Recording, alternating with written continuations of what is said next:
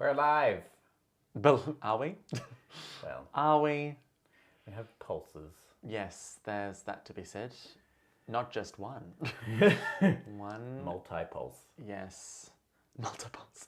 Lilo Dallas. Multipulse. Crikey We on a made it bike. home again. Jiggy jig. Hey, everybody. Well, all in one piece, Mm-hmm. but a little bit all to pieces at the same time. Mm-hmm. Well, it's like a jigsaw puzzle. Like, it's all there. Yeah, like a... It might not look like much now. You have to put in the work. Yes, Hours but of work. many. But in our frazzled jet lag states, we are still pulling it together to give you the last episode of Michael's Walk Season 1. Yay! Hi, I'm Michael Earp. And I'm Bailey Turner, Welcome to Michael's Walk. the podcast. Michael's Walk is a road trip, a search for something. Spoilers! It's myself, and it was inside all along. If only it were that simple. Driven by Tori Amos's album, Scarlett's Walk, I'm recreating the journey Scarlett took in its 20th anniversary year. I'll also be there, With the loving and patient always patient. support of Bailey and Teague Lee, 3 trans queers set out across America That's 33 states in 55 days. to connect with the songs, the land that inspired them, and the fans inspired by the songs. We'll talk music, travel, healing, and hope as we ask the questions: how do I heal from 15 years of coercive control and manipulation? And what role does the music we listen to play in our own relationship narratives? We've self-produced this podcast and trip. You can support us via GoFundMe. For the full story, head to michaelerp.net.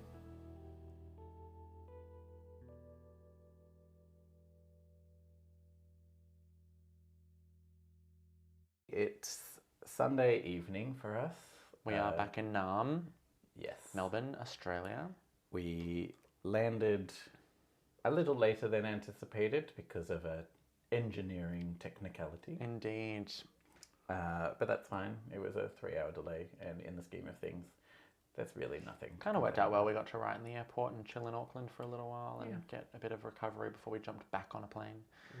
We made use of what the universe offered us. Mm-hmm.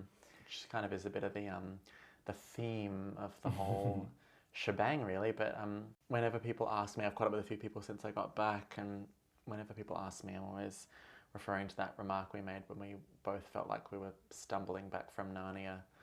Yeah. And going, wow, that's here it all is again. Like, Remember honestly feel like a late 40s man all of a sudden finding himself in like a younger version of this? himself. Yeah. I'm really glad you phrased it that way rather than... Yeah, I saw You it saw was us going. and I'm like, divert. I also feel like a 45-year-old man. Who's come back. If there are 45-year-old men out there who would Oh. like to be in... Let's stop. Yeah. Call 1-800... Dox me, daddy. But we've had a nice few days at home to sort of gather our wits. I had What few of them there are left. I have so many plans. I'm like, I'll check off all of these things before I go back. To work tomorrow. Yeah. Don't be ridiculous. I had a few naps. Yeah. You had a few faps, I'm sure, in the mix. Well, I know I did. Sorry, everybody.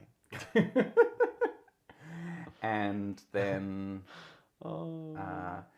I had to put in my insurance claim for the COVID debacle. Mm-hmm. And I thought that would be like an hour's work. That has been the number one question whenever I've met up with anyone. What happened to the car? Oh, yeah, the car. Well, listen to the podcast, you'll find out. Yeah, I have also had... So, we originally planned to do like 5 best this and 5 worst that, and then we realized that's just too many things. And so we're going to keep the categories. It's going to be and 100 scrap items the or something number. ridiculous. Yeah, good idea. So it's just, we're going to say a category, and then we'll say the best and the worst, or anything just memorable that Tell comes some to mind. stories, yeah. Beds. Beds. Best bed, I got to say, was Geordie's bed.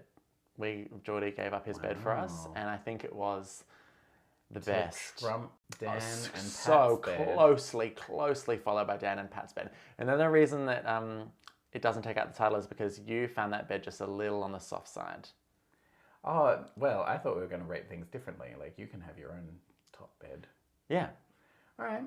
My top bed was the one I got to sleep in at Matt's house, which was stiff as a board. My God, I loved it. We all know how much you love a stiff board. It's true. We had a great time in Like LA. my bed, like I like my men. Stiff and And then when we non-talkative, got to our, stiff and quiet. our ridiculously overpriced hotel that we treated ourselves to on the last night in LA. They had a Bailey. suite. Yeah, it was a whole suite. It had a jacuzzi. That was my one request. I want a jacuzzi. And so we got it.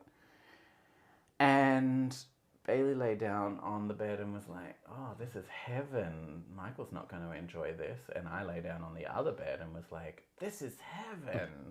Turns out they had two firmnesses of mattress. Yeah, one was soft, one was hard, which And we just happened upon the right ones. What's the Goldilocks? Love that journey for us. Yeah. I also really, there were some that were a nightmare. Yeah, I think the worst for me would have to be the one in Dallas. Oh yeah, for a bunch of reasons. The but whole yeah. bed frame was not constructed properly. Oh yeah, that's right. That It was room one of those really old ones where you could feel each and every spring. I didn't enjoy, obviously the one in Ash Fork was hideous, as was that whole accommodation experience. I also really liked the one that we had in New Orleans. We stayed in a really nice room in the Young Inn. Yes. That was a lovely piece of accommodation. And the bed was gorgeous. Where we were put up in... But nah, Dan and Pat's was Dan the and shit. Pat's is just something I actually have to else message entirely. them and work out where they got that mattress from again. It was sublime. Sublime. Sublime. Right. As were the memories I had in it. Yes. And we'll leave that there. We will. As requested by a random customer of mine before I left, where they're like, oh, you're going to the States. You'll have to check out how good their Wi-Fi is. Sure. Okay. Yeah. How'd you go? I know you did. I did a few speed tests because when I connect to a new connection, I'm always like, and what do we have here? It sets up my own expectations, basically. Sure.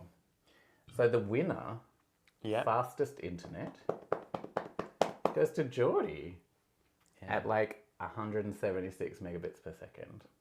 Well, shit. Well, shit. I'm trying to think of like what was.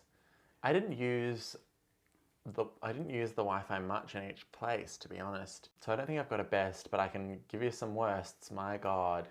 I have to, for some other reasons too, but I found the worst to probably be in the little cabin in the woods, the cutest little cabin in the woods in Moy Springs. Yeah. Mainly because it seemed to work fine for Bailey, but then I really needed it on my get laptop nothing. to do some work, and my phone had zero reception there too. So I had to hunt around for it, and then at one point I took my laptop outside to get closer to their house, figuring that's where the thing was, and dropped my laptop and caught it just in time, but sliced open my fingers. And you also got riddled by mosquito bites. Oh yeah. Yeah. So yeah, that whole experience was not great. Yeah, there were a few patches down the west coast where Wi-Fi was a freaking debacle. But anyway, there you are, random customer. Yeah, there you go. Everything from really, really bad to excellent, excellent. Food. Oh, crikey. Let's just narrow this one down, I reckon. What's your most memorable meal? Oh, Mike Light. Like, Yeah, you know, I mean, like, what are you going to do? You know, what more could you ask for A then? Scarlet-themed prefix dinner. Yeah. Winner. Closely followed by Mike Carrigan with My the goodness. incredible salad and The cake. the cake and the beautiful stir fry that Matt made for us. And actually, the first night Matt made salmon, wasn't it? Did we do salmon? No, we did something else. Steak, that's right. I wanted pepper steak. That was friggin' delicious. And I know that they'll be heartbroken to hear that, but what the Leisure Smalls made us was also friggin' heaven. Oh yeah. These like beautiful salads and gorgeous food they made us. Oh, So all good. of that, like all the I love how homemade we stuff was the gave best. Matthew Alexander's surname, and just that's how it is. Matthew was the cook. Yes. But I don't know, the House of... House of Leger Small. Yeah. I don't know Matthew's surname. Sorry, Matthew. We We're not on a last name basis. and your food. Yeah, but no, Matthew made beautiful We are food. friends, he and I, on Duolingo now. Lovely. Yeah. Happy competing. May the odds be ever in your favour. Yeah, all the homemade food we had was friggin' to die for. As for going out, oh, much actually where we went with Yvette and Kurt, that was really yum in New York. Oh my goodness, yeah, that was heaven. That was great. There was like a cook shop. What's something it called? Yeah, I think or so. Corner shop. Yeah, something like that. It was in Chelsea, and there were mac and cheese sliders, 3 different flavors of mac and cheese, and that was a kaboom. And you found the dumplings that were recommended to us in San Fran. Yes, that's right. Maggie Takuda Hall sent us to Bao in the Mission District, and Bailey's like, these are the best dumplings I've ever had. Yeah, they were so yum. Oh, the food that Teague's cousin cooked us in Houston was also really good. That was really yum food. They like made these like beautiful like enchiladas from scratch. Worst food? I would have to say the were meant to be green beans side at Bojangles. I don't know what it was, but it was well past its prime date. Yeah, they had been cooked within an inch of their poor little lives. Mm-hmm. I think worst food. We didn't have any food poisoning scares, which we was didn't. Nice. Nothing really made me sick. I suppose if the best way for me to say worst food is I got a $13 sandwich in New York. That was ridiculous. At LA airport when I went for the salad. Yeah. So I went to this place. It was a burger place, but they had salads on the menu, and I queued for 20 minutes. The queue's everywhere at LAX was a nightmare, as I knew it would be. Yeah. Terrible. But then I finally get to the front of the queue, and I'm like, can I get this particular salad? And they're like, oh, we're out of salad. Just flat out, none of the salads are on the table. And I was hungry, and like I was done waiting. So I'm like, fine, I'll get that standard burger. It was like the first one on the menu. And then I got loaded fries, and I thought, that'll do. That cost me 33 American dollars. Oh, that's insane. Insane. So $40 for an airport meal. $40 for one that I didn't even want. No, and it was gross anyhow. And biscuit. I did not like biscuit. I think we got biscuit at Bojangles, and T got some in Orlando Airport, and I got some in Orlando Airport as well, and did not enjoy that. I feel like we are underrating biscuit because we only really got it from fast food. True, we didn't get it like properly made. Because they did call the loaf of bread biscuit at Lonesome Dove Ranch, didn't they? Or was I making that illusion? That was just. I think there was a confusion there. That was beautiful bread. Actually, the food there was really yummy. The food there was delicious. Wasn't very well prepared. Like it was just but home. somehow it was just super yummy. Home style. It wasn't. They didn't have any flair. Yeah. And shout out to boiled eggs. Boiled eggs got us through America.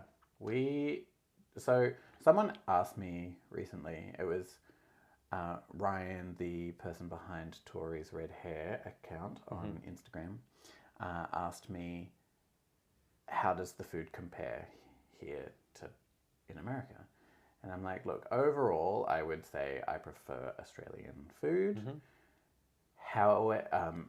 But then he said, and I'm not talking about gas station food.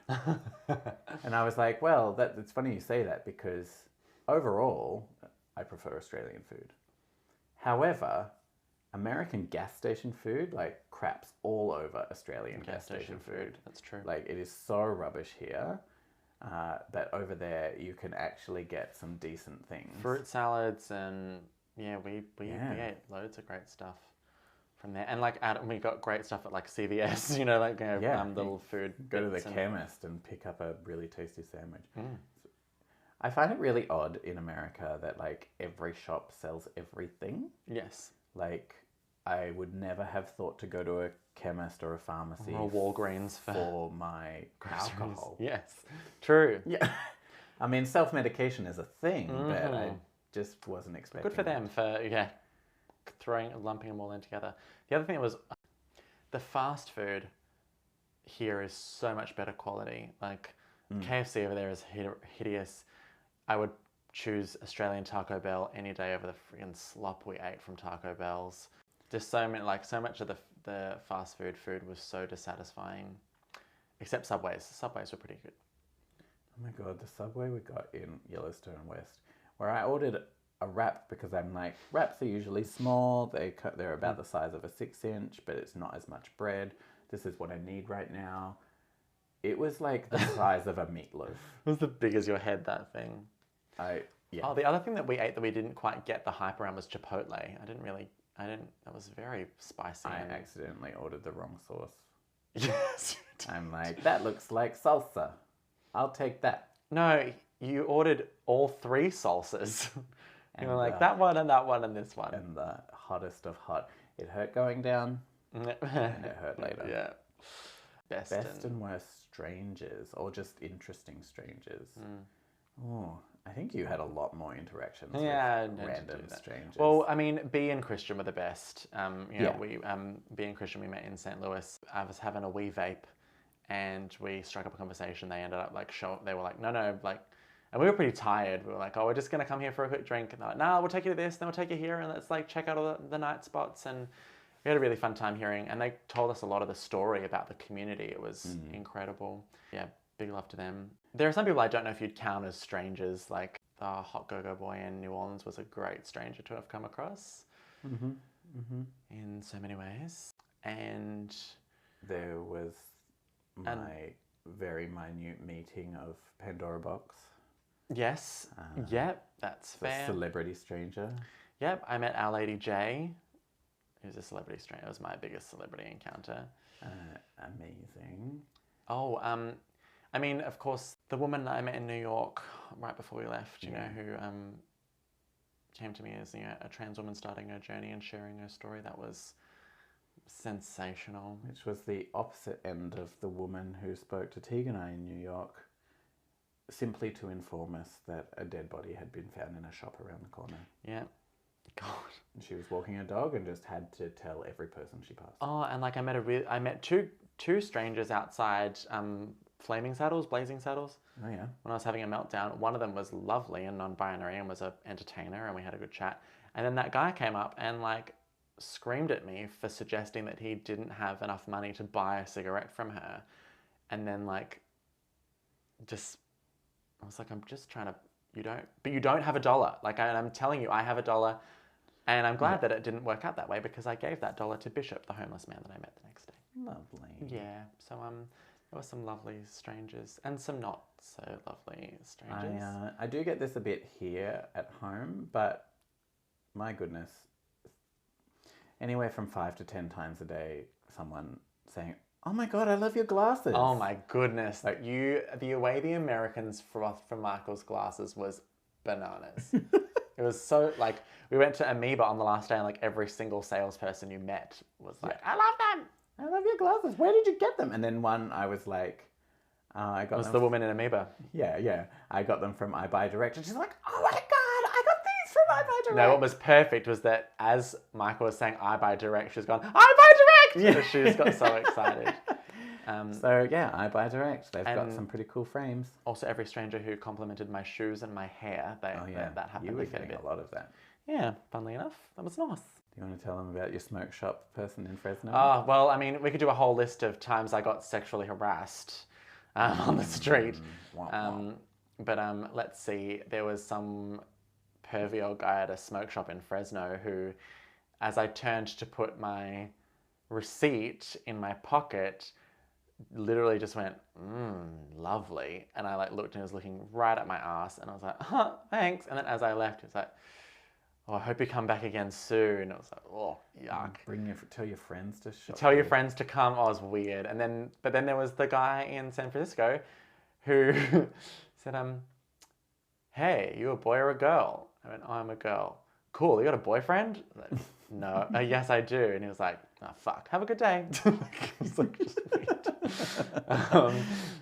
To the guy in New York who, like, as I passed, said, what did he say? "But if there's a pussy, I'm hitting that," or something. I was like, God's sake. My goodness. Yeah, a few inappropriate cat calls around the place. Validating, but gross.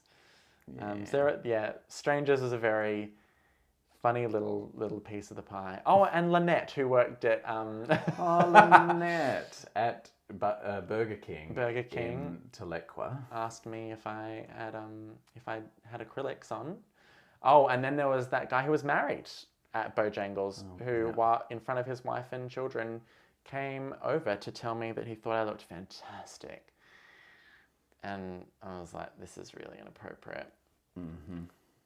What a gem. We did have, there were those fun girls on the air tram monorail in Orlando. At Disney World, who were all from Atlanta, Georgia, and just were that was a wild 5 minutes. I felt like I was at Cancun or something. It was incredible. And the girl who came up to me when I was waiting for you all to come out of the toilet, told me that I looked beautiful, and she thought I was really special. Oh, and like Emmanuel and Emmett, the two gorgeous people we met in Kalispell. Yeah, in Kalispell in the TP, and Working Class Neil was a treat of a person to meet as well. And then you had the Republican conservatives that we got confined in a very small space with on the way to the top of the St. Louis Arch. Yeah. Who didn't think that COVID was a problem anymore, and they didn't understand why they had to wear a mask on their upcoming cruise. Oh, they were less enjoyable strangers to get to know. Yeah. There were so many people. Yeah, it was incredible. Some great strangers. Oh, loads of people. Places you would absolutely revisit. Oh, I am already decided I'm going back to Portland to record the upcoming poetry collection, so I'll be going back there.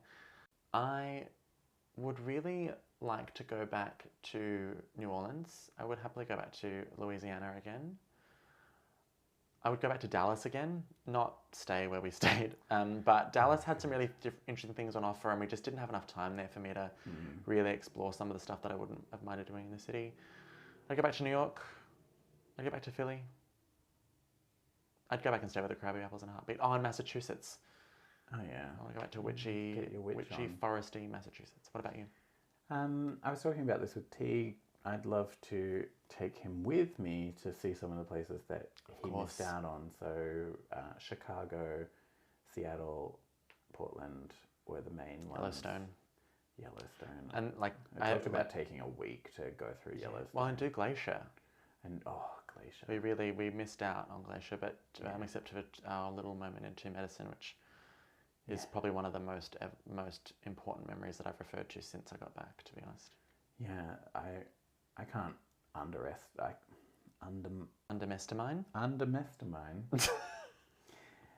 how much,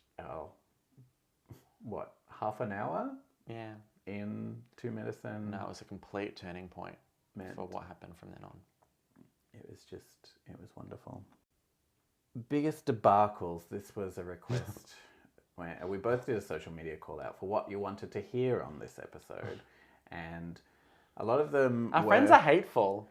Hurtful, I thought. Hurtful, I thought.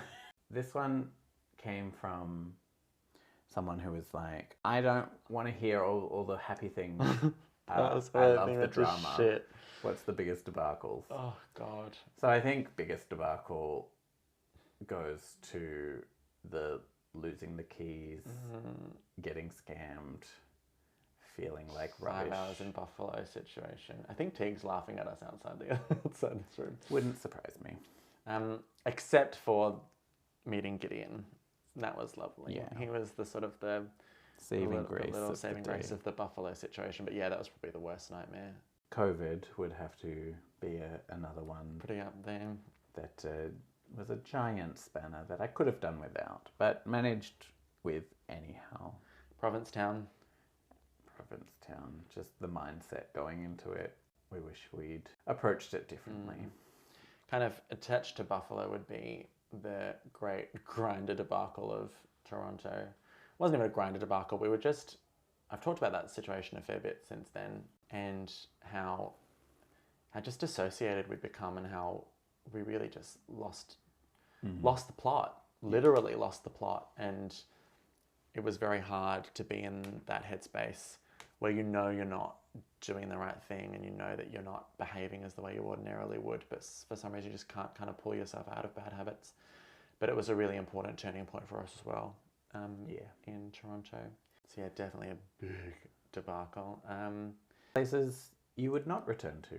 Been there, done that. Yes. I actually don't think I would go back to San Francisco. I think I feel like I got from there what I wanted. I'm not saying I don't want to go back there, but I don't feel a need to return. I would want to go there for something like sure, like Folsom or Pride or whatever. Because there's so much of it we didn't get to see. But yeah, I mean I've been there 3 times now if you count when I was there when I was 16. I wouldn't bother about going back to Vegas. Nope. Washington DC, I wouldn't. I got what I needed from there. I mean, there are some things that I wouldn't have minded doing. I'm not going to make an effort to go back to Washington DC. Yeah, there are so many museums that we didn't get to. True, a lot of the Smithsonian stuff we would have loved to have done. But we chose one Smithsonian and went to that because we had to narrow it down. I can't say I'm in a hurry to go back to Cleveland, Ohio. Yeah, sorry, that was not it. Of all the cities, I feel like that was the one I felt most uncomfortable in. Yeah, and we're just in shitty accommodation, a shitty part of town. It just wasn't. I feel a bit bad for poor Cleveland. I'm sure it has things to offer. We had fun at the Rock and Roll Hall of Fame. But otherwise, there's not too much kind of going on there. I'm keen on checking out again. I don't know if I'd go back. Oh, actually, Kansas City, I wouldn't mind going back to. There were a lot of beautiful pieces of architecture I would have loved to have spent more time around. And there's so much that I would go back to, but I don't know if I ever will, really. Yeah, that's just it. I was talking with my parents today and was like, there's so many places I'd like to spend more time in, but like I can't be thinking about going back to America for a long time because there's the rest of the world to see. Yeah, that's it. I won't be going back to Cape Cod either. Yeah. I mean, I wouldn't go out of my way for it. No, but, or Boston. Pretty much any kind of... I mean, Massachusetts, I want to check out some of those bits and pieces. I'd go to Salem, but there wasn't much else of New England that I really felt drawn to, like Connecticut or anything like that. I'm just hearing of a ton of Americans just being like, fuck my drag, right? But also, you can tempt us back. Yeah, oh please. Because there are some lovely people like Marco in... Yeah, absolutely. In Boston who... Maybe I would go back just to stay with him and see what Boston is like from his perspective. For sure. Do you have any serendipitous songs, songs that came on unplanned that just happened to perfectly suit the situation? I probably do, but my brain is cooked. The only one I can think of is Level Up. That was the big one of the whole trip. Good old Level Up. The other ones that come to mind for me are both in San Fran on that first time when we were crossing Folsom Street and Tori sings "Hand Me My Leather." I'm like, how appropriate. That's fantastic. But then soon after that we were crossing the Bay Bridge and Alanis's Citizen of the Planet came on, and that really moved me because it was such a lean into what you're doing here, exploring the world and feeling it kind of thing. We nearly had a great one in Virginia where we were sitting in a restaurant with the Krabby Apples and A Sort of Fairy Tale came on. But then we found out that the lovely Speed Bliss, Josh, had engineered the situation. Yes. I thought, wow. Oh, I was gonna scream. Where would you recommend people go? Ooh, gosh, there's so many places. I suppose it depends on. I suppose I should go a bit more detailed. I recommend people see Strange Loop on Broadway. Yeah. I recommend the City Museum in St. Louis. Corner Pocket, which is the bar in New Orleans where we met said hot go-go boy. That was a fun little bar with... It's not as intense as the ones on Bourbon, so it just had a cooler vibe and more touching. Powell's bookshop. Oh in God, Portland. bookstores is its own thing. Yeah. Do we want to do bookstores then? Yeah, we'll do bookstores separately. In Powell's brings to mind, go walk along the sort of the river in Chicago and just live your rom-com girl fantasy. That was a really beautiful stretch to walk along in the middle of the city. Yeah, so lovely. And there's also like the river walkway in San Antonio that you might miss if you weren't looking for it. Go see Cloudgate in Chicago. Cloudgate. Like, honestly, I just thought it was going to be a shiny ball, but it, like, I don't know, opened something in me. I know. No, it's Enough about your personal life. It's far more impressive piece of art than I anticipated it would be. Go to Virginia. I think Roanoke was really cute. Virginia is just a beautiful part of America. Harvey Gap. Definitely not something that we would have ordinarily done. And thanks to the ranger who told us to go there, that was one of my favorite experiences of the whole trip, was going swimming in Harvey Gap. I like pretending that ranger didn't actually exist. Yeah, it was Scarlet. Because we pull up to this reservoir and there's this park ranger just sitting on a bench putting on sunscreen, and like I can't see a car for her no, it wasn't anywhere.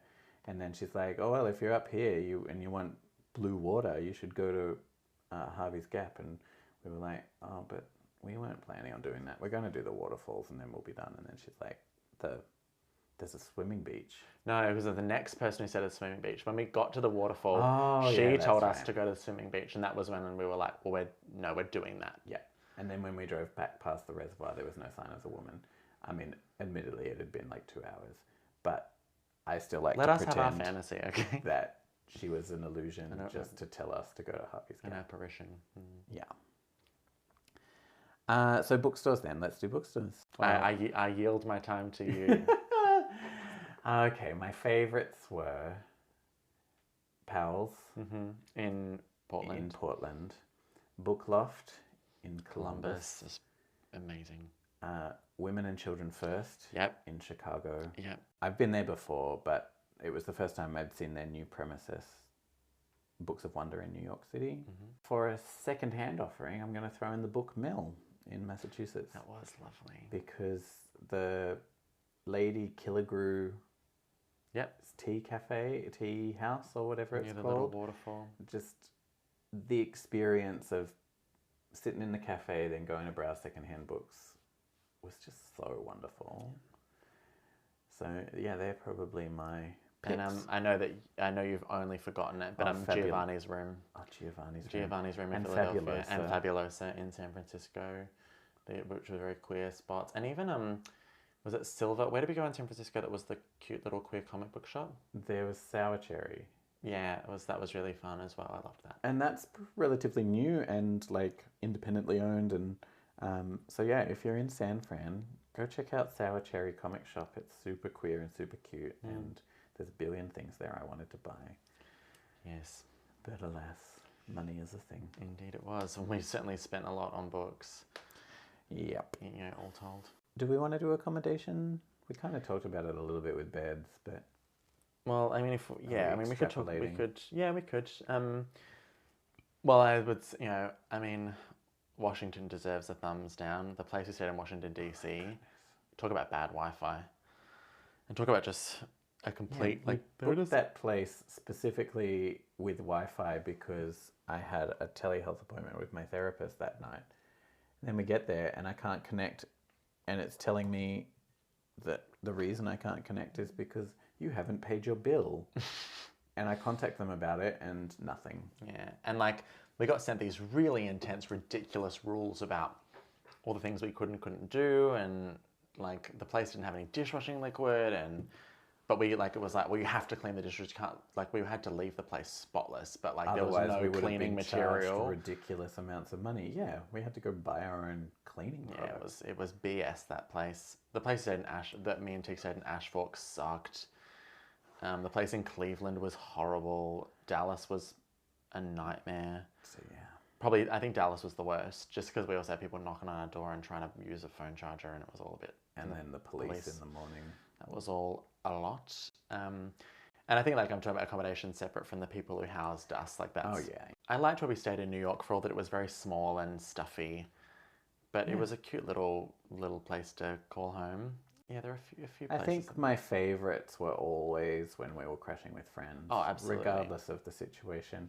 Although it is surprising how many people out there have cats, and I have an allergy. So, but I rolled with it, and there weren't any issues. Nah, we did all right. Best and worst drives. The drive into Virginia was a fave. The drive into New Orleans was really special. I'd say that was the best one because me and Teague was just the two of us together, and that was when we were I see really. how it is. We were really. We were really opening up to each other, and it was a real forging of our friendship that we have separate from Michael, and that was really wonderful. And just kind of in these very lush, healing swamps. I really loved that drive. The drive all the way through the Rockies, like basically from Denver up to Kalispell, heaven. Yeah. Every minute of it. Absolutely. Especially the stretch when we were going from the Wild Horses through to, was that to Three Forks? Yeah, the really rocky canyon-y bit. Yeah. But with the dirt road. Yeah, but it was like no one as far as I could see, and I got to drive 100 miles an hour. I didn't notice you driving 100 miles an hour. I mean, nothing. I also find it... It was also special because we listened to Hari Nam's interview together. Ah, yes. That was a great drive.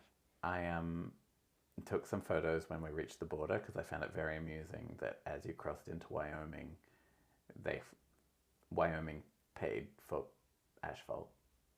We'd been driving on a dirt road for so long, and then we come up to the border, and all of a sudden, it's just this solid line, and then you're on a paved road. Yeah, it was funny. It was a great spot. Worst drive, I think, was for a number of reasons. When me and Teague left Joshua Tree and then had to drive to Ash Fork, we'd kind of done that, last services for 200 miles, and it was just nothing. And like we'd left Michael in Palm Springs, so we were just really down in the mouth and dispirited and disheartened, and just everything felt empty. I was really tired and really suffering from white line fever, which is, as anyone knows who does a long drive, and there's nothing to kind of keep your brain active. Like the sort of the passing of the white lines under your car distracts your eye, and it can be quite nauseating. And it was hot and bright and glaring. And then to kind of wind up in Ash Fork, which is literally the armpit asshole of Arizona, was not a cute day. So that drive really sucked. I think the drive from Woodstock to Toronto would not have been so bad had it not been so ridiculous traffic-wise as soon as we crossed the border. Like, it should have been an hour at most, but it took us 2.5, and we were crawling. 40 minutes was what we were told it was going to take, and and like knowing as well that was eating into our time with Mike. Yeah. And we'd gone all the way to Canada, and we're just like losing time, just stuck in traffic. Fair enough, we made the best of it by listening to Janet Jackson, but we were really losing our noodles by that point. We did Velvet Rope from beginning to end. We did. It was fabulous. Funnily enough, the drive from Portland to San Francisco was painstakingly long, and we were running on less than 5 hours sleep between us. I'm about to say, like, I had 2.5. Yeah, and I had 1.5. So there you go. There's your 5 hours, and so we were knackered and we had to nap. But it was kind of still a fun drive. Like, it was still a beautiful drive, and it was still a nice time. The drive from Moy Springs to Seattle was super dull. A bit dry. Yeah. And we had been told that it was going to be super dull, but if we'd gone the scenic way, it would have added 4 hours to our already 6-hour drive. So we decided to just power through, and we got to see lots of irrigated farmland. Yeah, lovely. The drive to New York was also a bit chock-a-block with cars, and that sucked because we were like then running really late to see John Ausler, and I was stressed, and it was... That was also partially because we inadvertently had the directions set to avoid tolls. Oh no, that was yes, that's right. that Yeah, drive. yeah, and we were like, what is the? We what were is being happening? sent through all of these random back streets by the GPS, and we're like, why on earth is this taking place? Yeah, it was only until then that we figured out we'd been doing that the whole bloody time, and no wonder we kept taking all these roundabout ways to places. But it was, I'd say though that it was good because It was nice. seeing the whole thing via highways would have been really not fun. I really enjoyed the parts where we kind of got to go through the backwoods of Maryland. Like, that was cool. Yeah, and like the time in the Rockies where we actively chose not to take the freeway. Yep. Friggin' Dallas to KC. That drive. Oh, yeah, that one That too. was great. Yeah. That was really lovely. And the one to Medicine. Yeah, where we couldn't go the real scenic route because apparently we didn't book in the first 3 minutes. The tickets went Yeah, on if you want to sale. go to Glacier, you've got to actually like friggin' book it in to get on the what's it called? The Sun Road? The Up on the Sun? journey to the Let's sun. fuck on the sun. Yeah, something like that. Sun Road, something. Anyway, apparently it's very worthwhile. Are we going to share Grindr stories? Why the devil not? So, Other than your boyfriend. oh, way to bust me. Right? Yeah, well, like I met my now boyfriend on Grindr. But that was not. So that was the worst. that What was was yeah your the best? pits. Yeah. No, that's been a very special kind of. It's a whole podcast of its own, that one. But yeah, so meeting him, yeah, the fella from Seattle, as you might have heard about in previous episodes, was the best. The worst would absolutely be the fuckwit who left me high and dry in the middle of San Diego at 11:30 at night, saying that he was running late, and then just did not turn up, and then messaged me the next day to say that he got caught up cleaning his house or something. Just bibbity bobbity bullshit.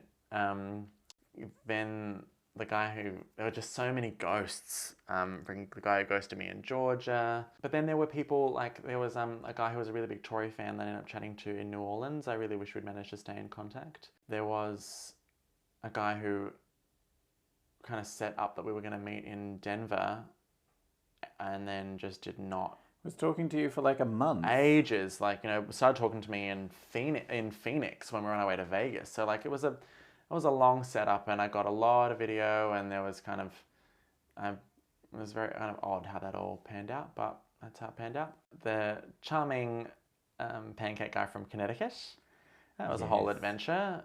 Who, made a bit of a trek to have an intimate evening, and similar situation in Denver. That was nice. Yeah, what about you? Yeah. Well, the sort of most memorable ones are the hilarious, very inappropriate Oh my god. conversations. Because I'd put in my profile that, it's very unlikely anything was going to happen because of our schedule, but also chat to me about Tori Amos. And so the amount of people that tried to open with, Pretending that they knew anything about Tori Amos other than what they'd managed to glean from a 4-second Google. was rather entertaining. And some of them Some of them took a turn for the extremely explicit and hilarious simultaneously. There will be a dramatic reading on Michael's Patreon of. Yes, yeah, we'll read that one out, but behind a paywall, so I don't get like people hunting me down. Yes, indeed. But then there's also like that lovely, lovely man. I'll have to see if I can find the chat.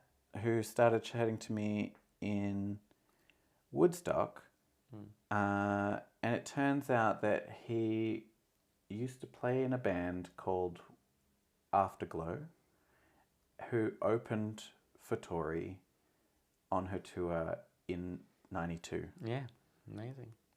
And I was like, of all the connections to make, Yeah. I just thought that was a great connection. Yeah, agreed. But yeah, they're a colourful bunch, those Americans. They Indeed. do not beat around the bush. They don't. I wish they would. Never mind. Yes. Sometimes I wish they would cage their words Yeah. a little bit. There's a lot, like the grinder culture in America is so different to what we have here in Australia. Like I'd never encountered so much like passive aggression and like issues with read receipts, like around like I just never have had that many people where I'll read a message, I won't reply, and I get like, oh well, I guess not then. Or what did you get? Like, should I block? Yeah. Yeah. Mate. A guy messaged me like 3 times over the space of a few hours and I didn't reply. And then the next day he's like, should I block? I'm like, I don't know, mate. you can do what you like. But for goodness sake. It was just a very different kind of situation. Or a lot of people who like would send you a message and then you didn't reply, so they just sent you like just a fuck ton of nudes, as if that was gonna be the Yeah. transforming factor. Or there was a guy in Toronto who was just like, hi, I like you. That's right. You fuck me? Hi. You're handsome. Hi, you're handsome. Available now? Oh, God. Like, honestly, constant. I didn't respond to a single message. It's but too much. It was constant for about 4 hours. And just people who like string you along. Like this is the thing with like the guy in Georgia and the guy in San Diego. It was like, mate, if you're not gonna see me, just tell me. Like this is someone who like gave me their number and was texting me right up until the last fucking second. I'm like, piss off. Like, and like, how shitty that you've taken my availability to see somebody else Yeah. by just stringing me along for hours. Fuck that. It was really enraging. Like, just don't kind of go to that next level. Yeah. Totally fair. When like there was one person in the mix who was like wanting to book a hotel room for us to do the do-in, and was like, I'm not going to book this thing unless you commit. And I'm like, well, I'm saying like I'm committing, but also I understand why this would be stressful because so many people will take you right up to the last minute and just and just disappear. Or like didn't matter, that. he only lasted 20 seconds anyway. Oh, poor man. Or there was the guy in San Fran who Fell asleep. he told me that he was about to have a cat nap before I arrived. And then I stood outside his hotel for 20 minutes before calling it a night. And then the next day he's like, I am so sorry. I slept through my alarm. It was fine. I ended up catching up with him that day and it was well worth it. So. Yeah. As opposed to the person you had gone to instead of his who made you wait outside their room for 15 minutes while their friends packed up their... Oh, God. We've just, suffice to say, we've had a lot of hilarious... Ridiculous. Yeah, it was a time and a half. half. We also got, when we did our socials, we also got asked a few more serious questions. But before we get into those, I realised we haven't talked about... Because obviously Wednesday we finished in Eugene.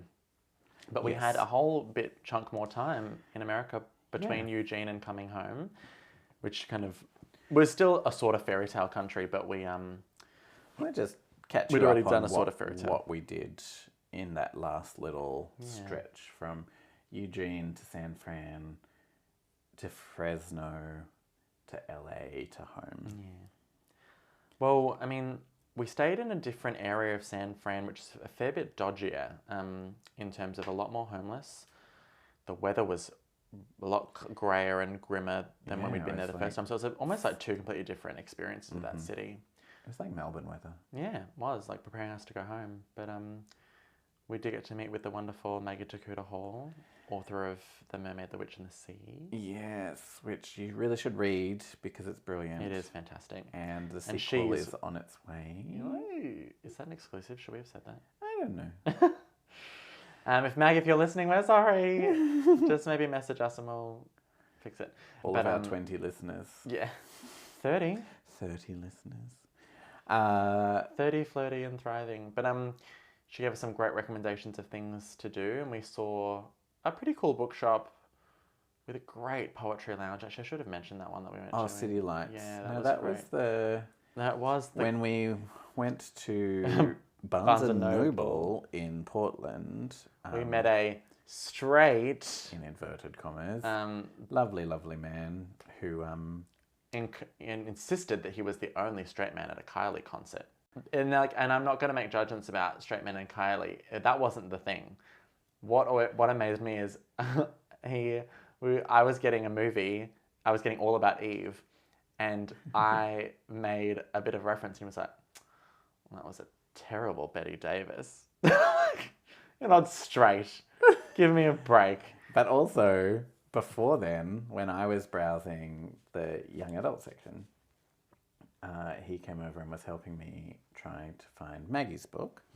And he was like, "Is that an Australian accent I recognise?" Because he's British, and so he has a British accent, and he quite often gets mistaken for Australian in America. Which I then did. I mistook him for Australian a second later. And then his question to me was, well, I've only got one question of importance. How do you feel about Neighbours ending? And I was like, well, as I've never watched an episode, I'm sure I'll live. Yeah, straight as a board. Bless him. Yeah, but anyway, he suggested that we go to City Lights in San Fran. And I am glad we went. It wasn't quite the experience we're looking for, but had a really lovely, powerful experience. And they had a whole upstairs annex dedicated to poetry and beat writing, which was incredible. And we did manage to find the book for A Strange Loop, so I was able to buy that to revisit it in detail because of how much it affected me while we watched. And then we drove from there to Fresno and had just a really lovely, chill time hanging with Geordie, who's such a dear soul and can talk about music with Geordie till... Took us to buy some vinyl around Fresno and took us out for wings, which were delicious and horrifically spicy. We introduced him to Kath and Kim. We did, and he loved it. Yeah. That was a great time. And Fresno was blistering hot as well, so we just got to nap and chill and just be ourselves, and that was really lovely. And took us out for breakfast the next day as well, very early before we scooted down to LA. And on the way, we stopped in at Six Flags Magic Mountain because we just wanted to get a bit of a roller coaster fix. We did. We wanted our last little bit of like childish fun, and we got it. We did. Well, here you go. Do you want to? Michael did a. Do you want to? A ranking. Don't you remember? I remember. Oh yeah.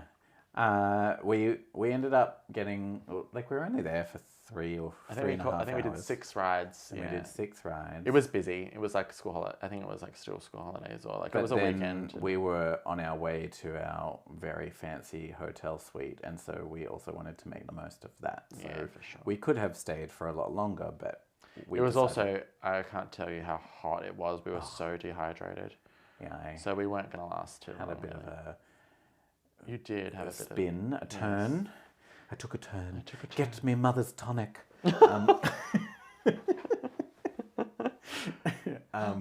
Blanche, my smelling salts. But our favourite rides were Wonder Woman. Wonder Woman was the best. It took us a while to work out what it even was because it's so new it's not on the map. Yeah. It's not on the website and it's not on the printed map. It's just a blank space that says under construction.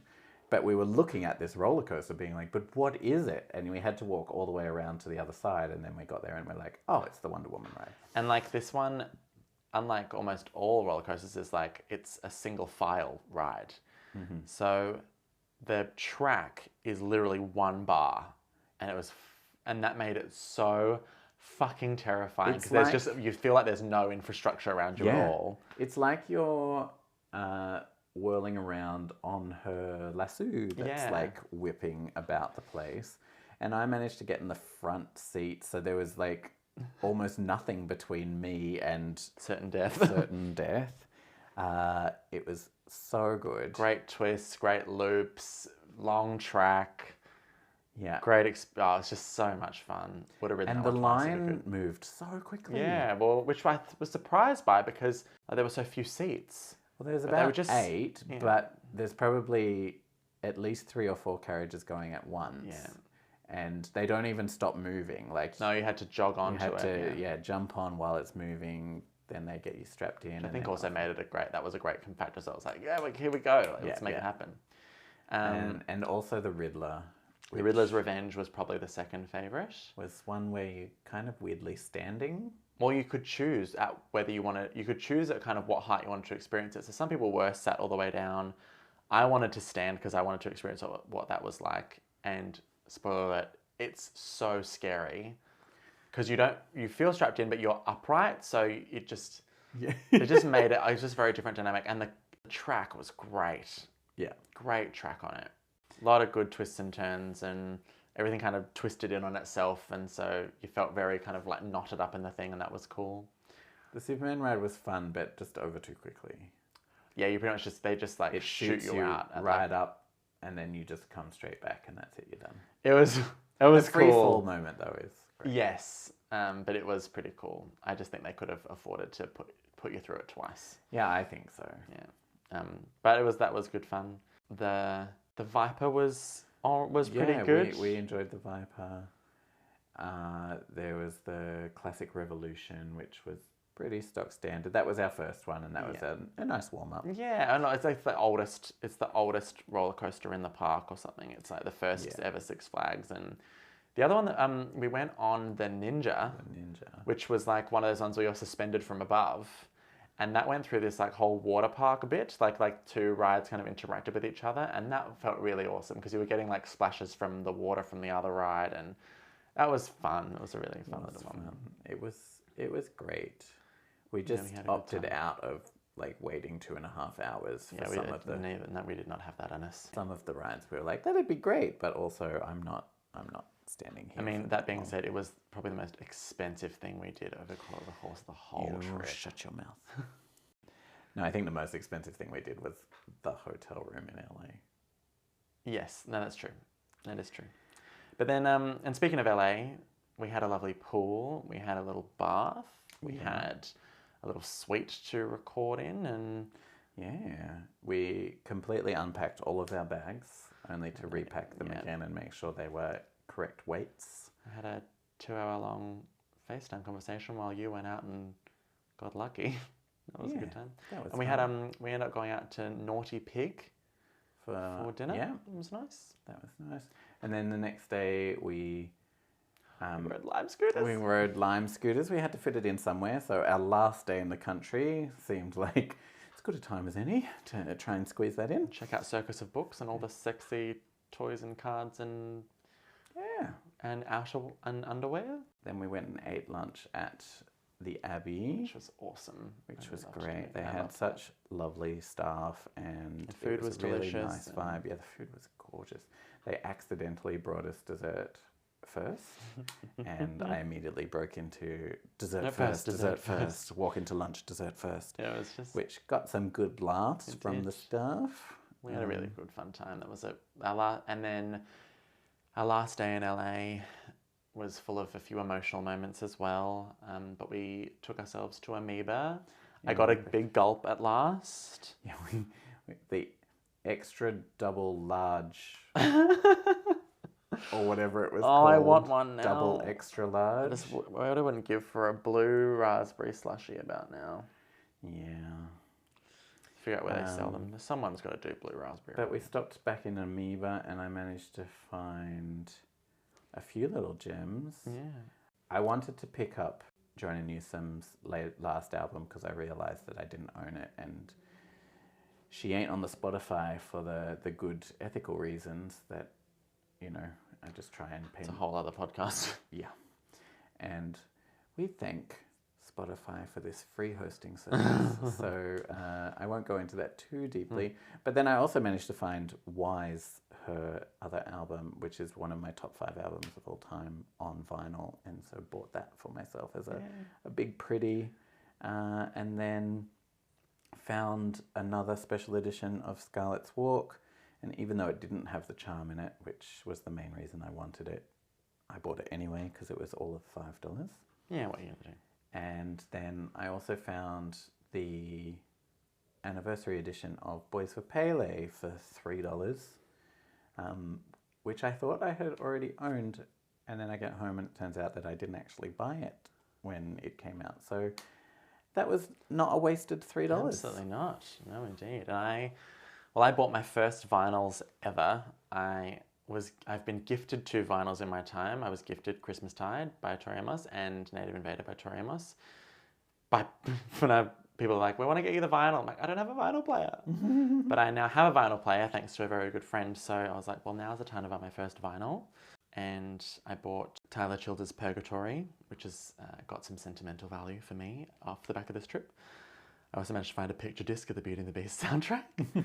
And when we first went to Amoeba, when we were first in LA, they had Under the Pink, the special pink vinyl edition, which Michael bought, and there were 2 there, and I thought, if there's one here when we come back, then I'll buy that, which there was, so I did.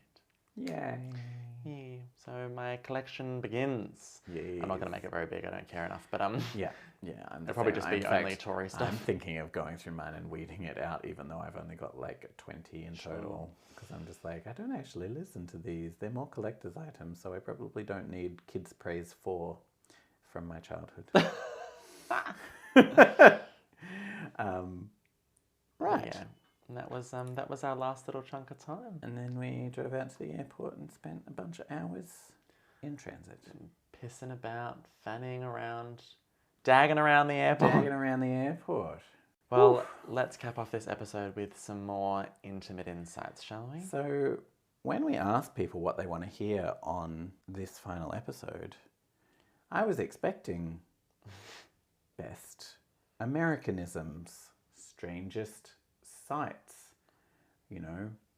largest ball of twine, whatever. Biggest political issue that you rank the 5 most intense political actions that happened while you're in the country. I'm going to read them all out back to back, Okay. just so you can hear what the caliber of question. And what trauma our networks wanted to put us through.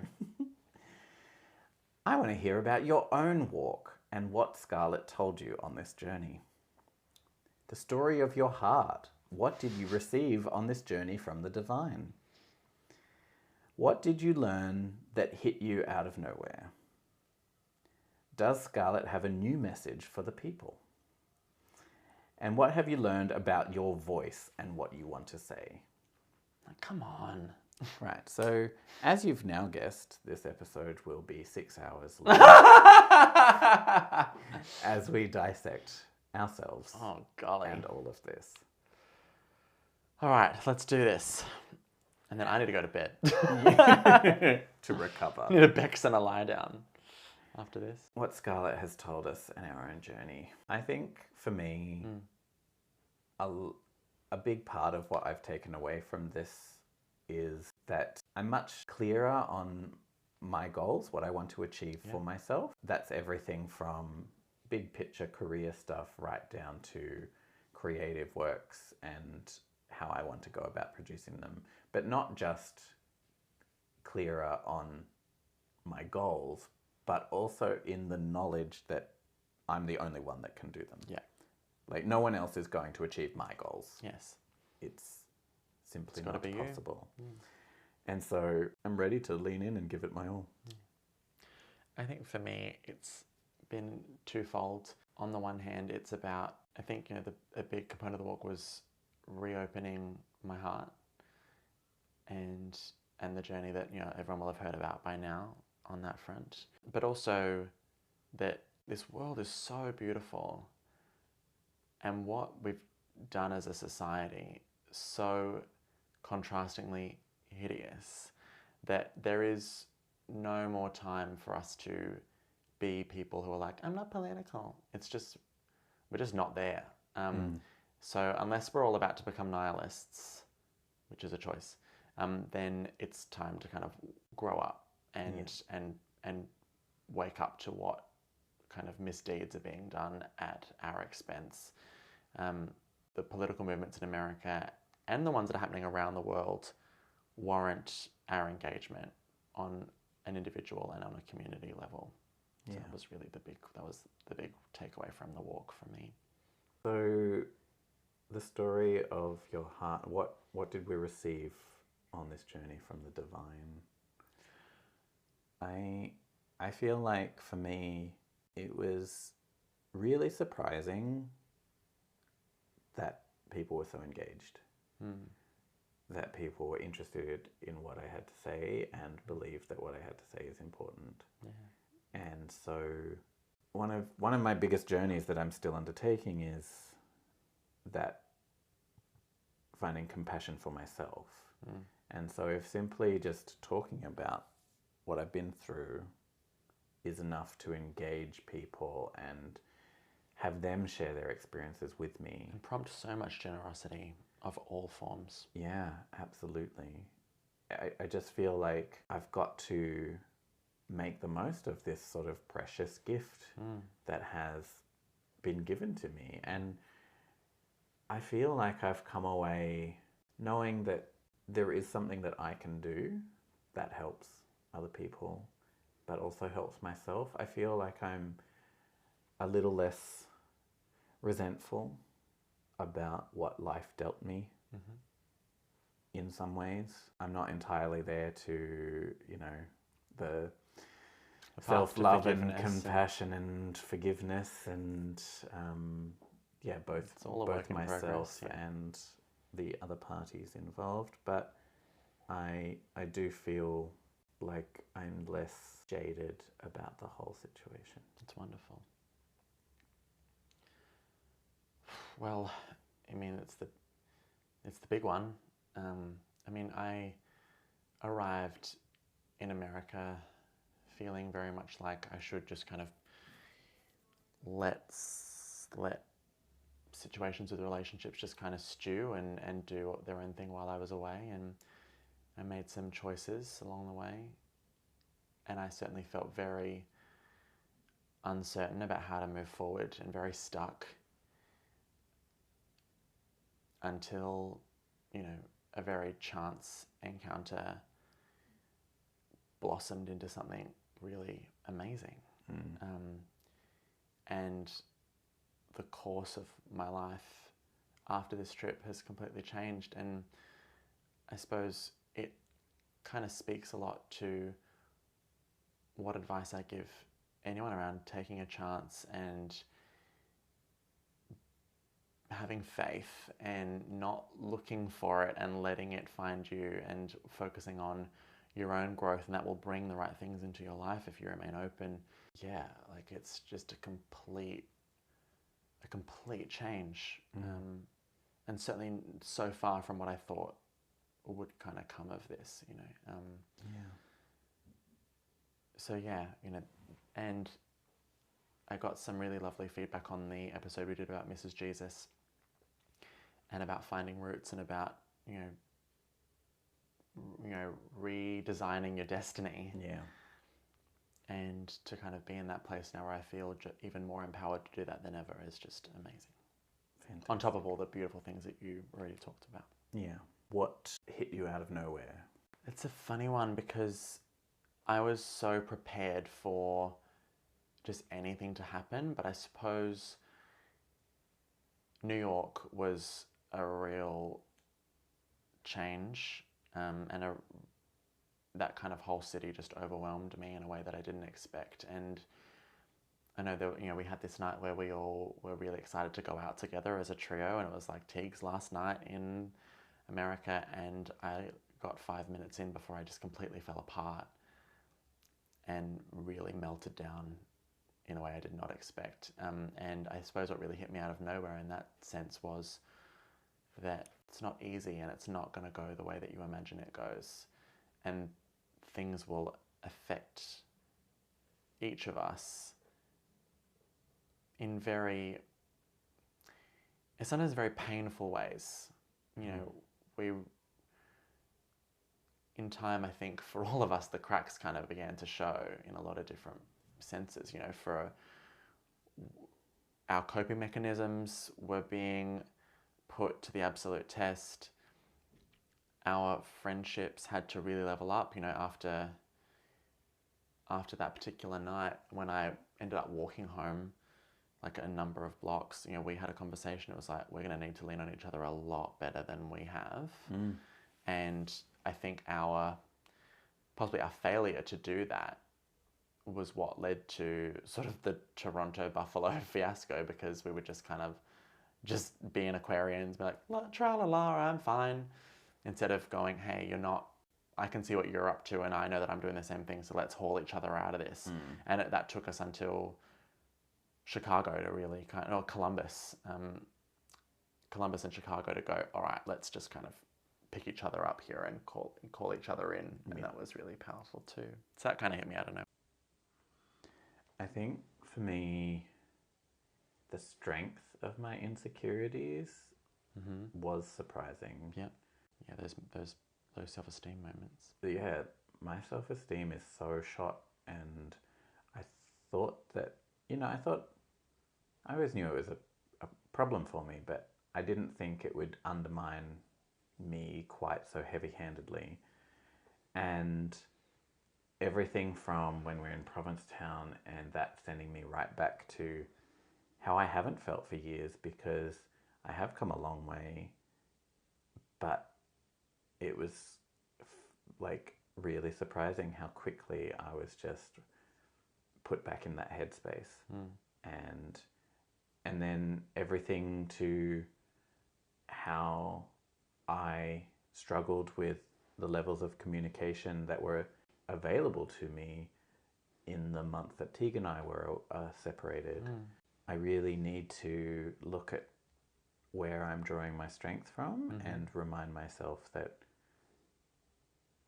I am allowed to lean on myself as well. Yeah, it's quite difficult to come to terms with the fact that you need as much help as you do. Yeah. And that you're as immature as you were. And seeing yourself repeat behaviors that you knew got you into trouble in the past. Fuck yeah. Like, you keep thinking you've learned a lesson and then, oh, here it is again. Like, bang.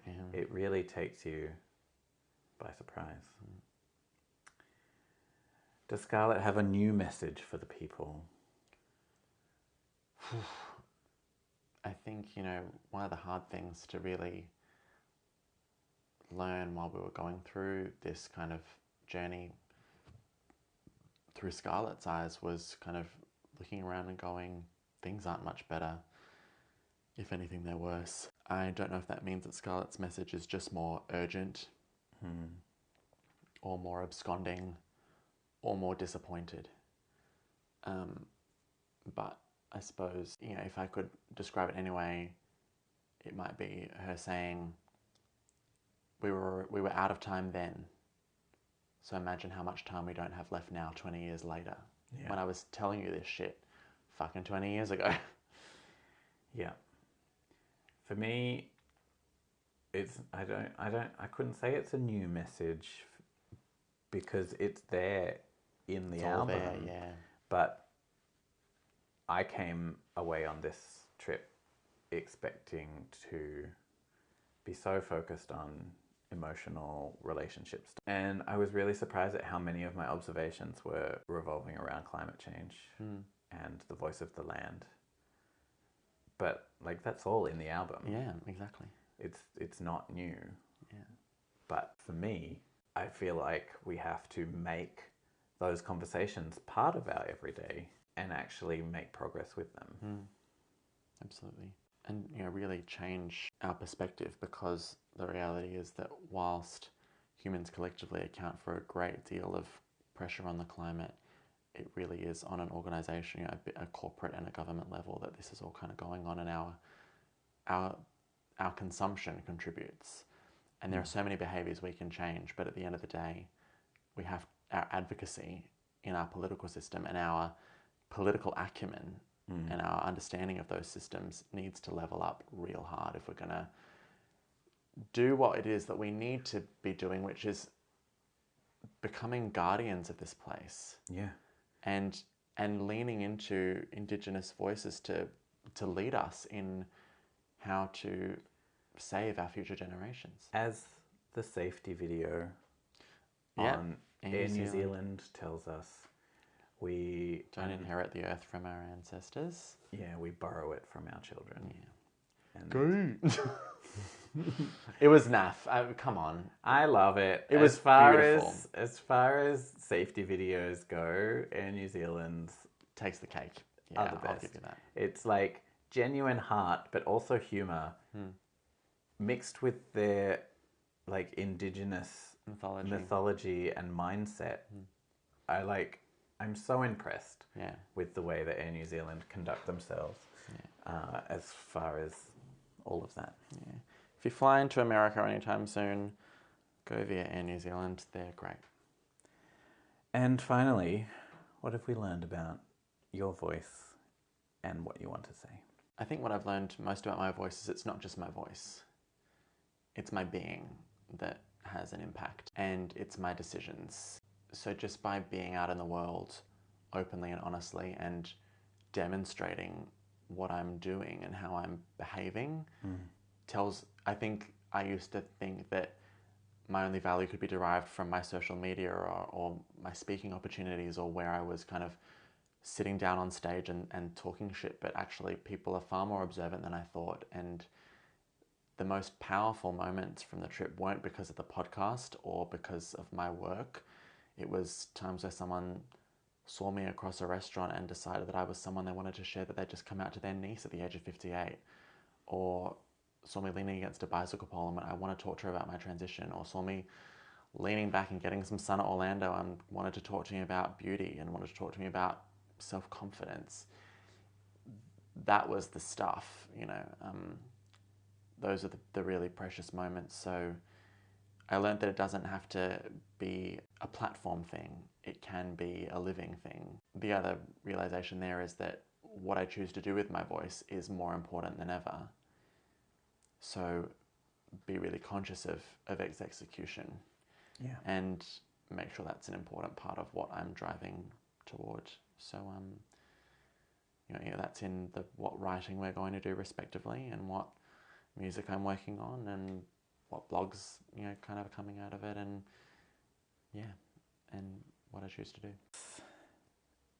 What I've learned about my voice is that it's not just my voice, in that when you speak an intent, when you speak your perspective, but then open yourself to listen.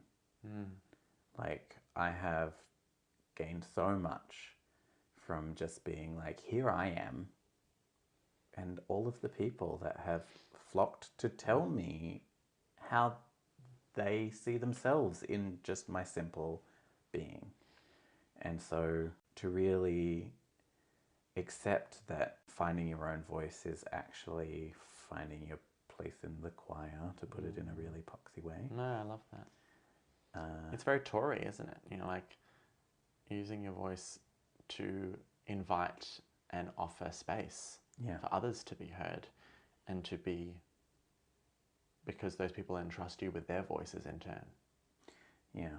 And that my little voice can actually reach people. Yeah. Some of the messages we get from people who do listen to this podcast are just so encouraging, so heartwarming, and really make us think that, we did something worthwhile. Like, maybe we only have 30 listeners, but those 30 people, they seem to get it. Exactly. Thank you so much for listening all this time.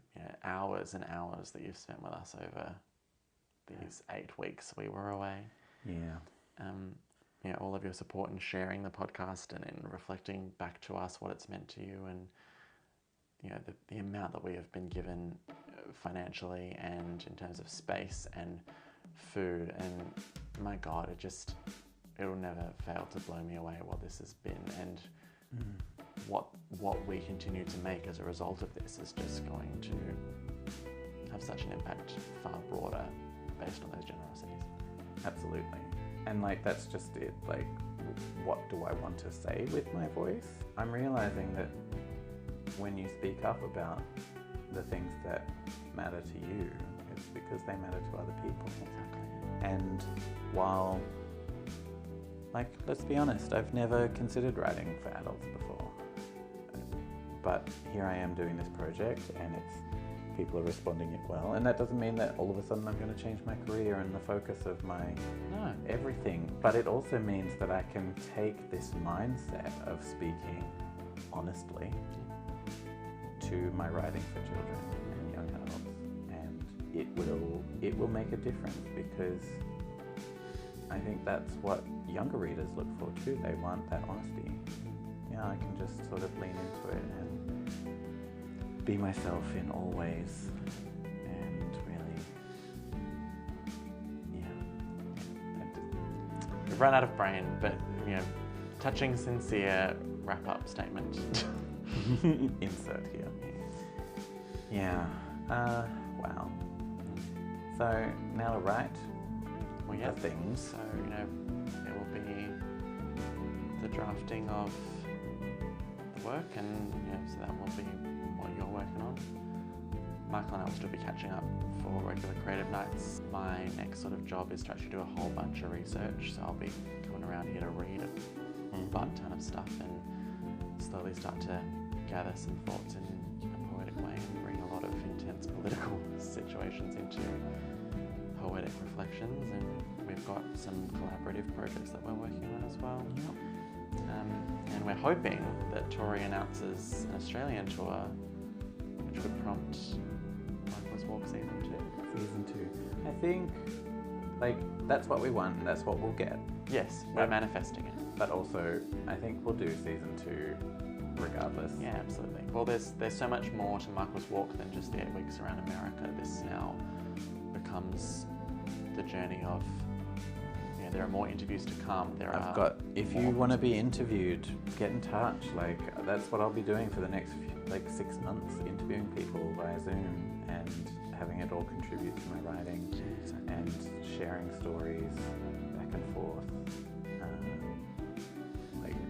It's a community thing. Yeah, we will be putting out through our socials a bit of a now what kind of situation about what happens to the GoFundMe, what happens to the channels of supporting us, what our sort of next time frame is for different our respective projects. So this isn't a thanks for helping us get around the States and we'll see you on the other side. It's we're keeping our creative process. There'll be more other than the podcast, perhaps. There's actually more content on the way than there has been thus far. Absolutely. This journey is one that we want to walk through with all of you until and beyond the releases of our respective publishings, and following along with the relationships and the friendships and the experiences that we've had and will continue to have in service of these projects. Absolutely. So stay tuned. Yes, but in lieu of a song swap, I would like you to recommend songs to us. I was like, me? Oh no. You. No, you. Listener. You, oh. Dear reader. Oh, I didn't see you there. Don't you love a good book? Please send us music that you find healing. Don't even limit it to Tori. I know if you've managed to get to the end of this podcast season, you probably have some like for Tori, or at least us as people, because otherwise you've just gone through a whole lot of trauma for nothing. But anyway, any music that you find healing, please send our way. Just add us on social media. You can find Michael at Little Elf Man and me at Manifestress. That's the word manifest, RXSS. And we'll keep sharing music and keep healing. Big love. Thank you all so much for everything.